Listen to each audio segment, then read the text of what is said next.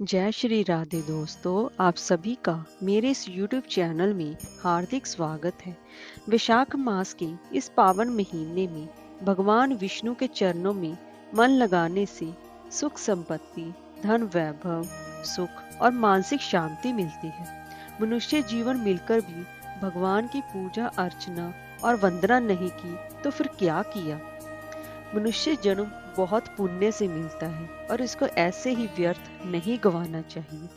अगर हम भगवान की पूजा और वंदना करते हैं तो भगवान भी हर सुख दुख में हमारा साथ देते हैं और मनुष्य की हर मनोकामना पूर्ण करते हैं। दुख सहने की शक्ति देते हैं और कुछ दुखों को तो दूर भी कर देते हैं। दोस्तों, आज हम इस वीडियो में वैशाख मास महात्म की छठे अध्याय का श्रवण करवाने जा रही हूँ। इससे पहले के 5 अध्याय वीडियो चैनल पर अपलोड हैं, उनको जाकर आप चेकआउट कीजिए। तो चलिए वीडियो शुरू करते हैं। दोस्तों, अगर आपको हमारी ये वीडियो अच्छी लगी हो तो लाइक और शेयर करें और चैनल को सब्सक्राइब करना ना भूलें और कमेंट बॉक्स में ओम नमो भगवते वासुदेवाय अवश्य लिखें। तो चलिए वीडियो शुरू करते हैं। दोस्तों, एक बार नारद जी राजा अम्बरीश से कहते हैं कि हम आपको एक ब्राह्मण और छिपकली का इतिहास कहते हैं। प्राचीन काल में हेमांग नाम वाला एक राजा इक्ष्वाकु वंश में उत्पन्न हुआ। वह ब्राह्मणों का बड़ा भक्त, किसी की निंदा ना करने वाला, शत्रुओं पर विजय पाने वाला तथा जितेंद्रिय था, जिसने की सारी इंद्रियां जीत ली। उसने इतने यज्ञ किए कि कुशाओं से पृथ्वी पर कुशा ही कुशा दिखाई देने लगी। उसने गौ, भूमि तथा स्वर्ण का दान देकर अनेक ब्राह्मणों को प्रसन्न किया। कोई ऐसा दान नहीं जो उसने ना किया हो, परंतु उसने कभी भी वैशाख मास में जल दान नहीं किया। वह कहता था कि अलभ्य वस्तु दान करने का फल है, जल तो सहज में ही लभ्य है। अंततः वह राजा लूले, लंगड़े, अंधे और जीविकाहीन ब्राह्मणों की सेवा किया करता था, किंतु वेद पाठी, तत्वज्ञानी और ब्रह्मवादियों की पूजा नहीं किया करता था। वह कहता था कि विख्यात ब्राह्मणों की सेवा तो सब करते हैं, अनाथ, अनपढ़, लूले, लंगड़े और दरिद्रियों की जो दुर्गति है, यही दया के पात्र हैं। इस दोष के कारण 3 जन्म तक उसको चातक की जोनी मिली। फिर वो एक जन्म में गिद्ध बना। दोस्तों, फिर 7 जन्म तक कुत्ते की योनि मिली।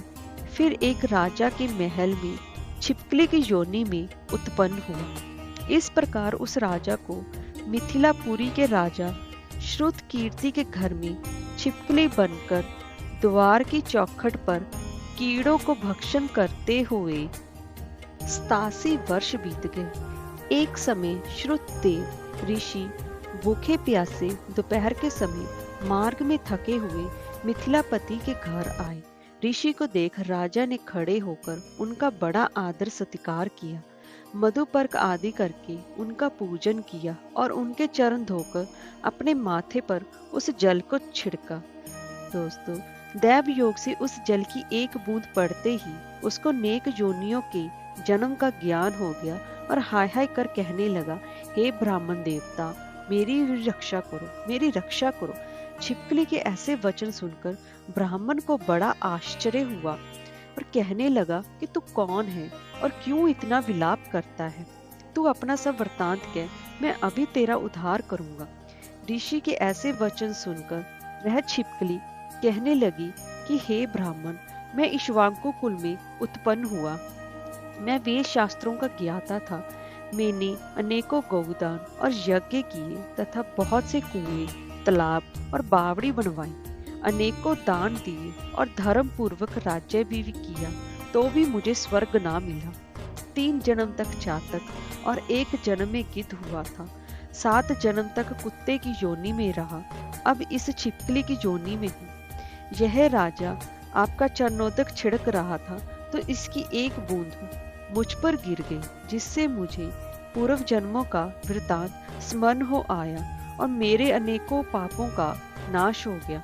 मुझको 28 जन्म तक छिपकली की जोनी भुगतनी पड़ी, सो मैं इन जन्मों से डरता हूँ।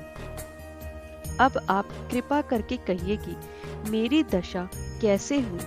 तब ऋषि ने अपने ज्ञान चक्षु द्वारा सब कुछ जान लिया और कहने लगे कि मैं तुम्हारी बुरी योनि का कारण जानता हूँ, तुम ध्यान देकर सुनो। तुमने भगवान के प्यारे वैशाख मास में कभी भी जल दान नहीं किया। तुमने जल सुलभ जानकर यह समझ लिया कि यह तो बिना मूल्य ही मिलता है, और धूप व मार्ग के प्यासे ब्राह्मणों को जल दान नहीं दिया। महात्माओं की अवज्ञा इस लोक और परलोक दोनों में दुखदाई होती है। सज्जनों की पूजा ही धर्म, अर्थ, काम और मोक्ष देने वाली है। इस प्रकार बहुत से कर्तव्य को नहीं देखते। जैसे मंद आदमियों की संगति से कुछ फल नहीं मिलता, वैसे ही तीर्थ और मूर्तियों से भी तत्काल कुछ फल नहीं मिलता।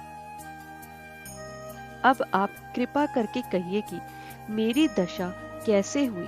तब ऋषि ने अपने ज्ञान चक्षु द्वारा सब कुछ जान लिया और कहने लगे कि मैं तुम्हारी बुरी योनि का कारण जानता हूँ, तुम ध्यान देकर सुनो।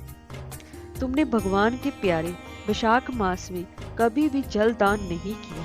तुमने जल सुलभ जानकर यह समझ लिया कि यह तो बिना मूल्य ही मिलता है, और धूप व मार्ग के प्यासे ब्राह्मणों को जल दान नहीं दिया। महात्माओं की अवज्ञा इस लोक और परलोक दोनों में दुखदाई होती है। सज्जनों की पूजा ही धर्म, अर्थ, काम और मोक्ष देने वाली है। इस प्रकार बहुत से कर्तव्य को नहीं देखते।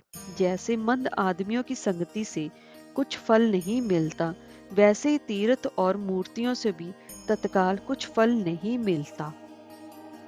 परंतु महात्मा को दर्शन मात्र से ही पवित्र कर देते हैं। तुमने ना तो जलदान दिया, ना ही साधुओं की सेवा की, इसी कारण तेरी ये दुर्गति हुई। अब मैंने जो वैशाख मास में पुण्य किया है वह तेरे को दूंगा, उसी के फल से तेरी शांति होगी। इससे तेरे भूत, भविष्य और वर्तमान तीनों कालों के कर्मों के संस्कार दूर हो जाएंगे। यह कहकर ऋषि ने जल स्पर्श कर एक दिन के वैशाख स्नान का फल उसको दे दिया।